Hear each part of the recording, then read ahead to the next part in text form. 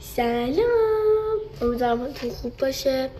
ارزم به حضورتون خودتون که میدونید مدارس وا شده، دوباره بدبختی اومد.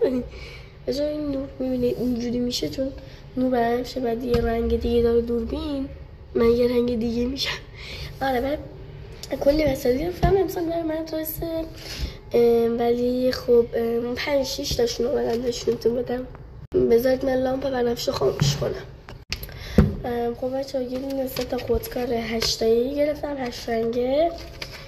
بعدش یه دونه چیز برچسب، برای برچسب شیشه تقریبا میشه دیگه که شفافه. 3 تا ورقه، ببینید اینا تنها کدومایی که ملودی کرومی داره یکیش اینه و یه دونه شون که عروسک کرومی دستشه همین. بعدی 3 تا برچسب 5 تایی، 3 تا دختر داره، 2 تا پسر، خیلی خوشگلن. ببینید اینا نشونتونه. یه دفتر لبو دفتر نقاشیه.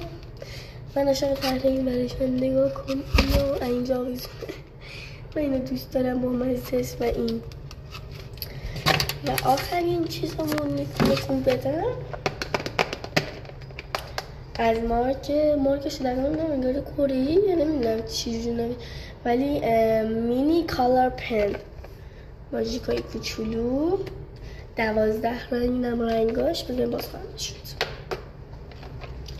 گیرین مینی کالر پن، خیلی رنگاش خوبه به نظرم، قشنگه.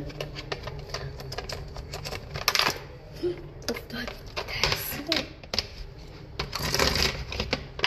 خلاصه که خیلی قشنگ بودن. امیدوارم سال تحصیلی به تو خوش بگذره. بای تا باکس بعدی.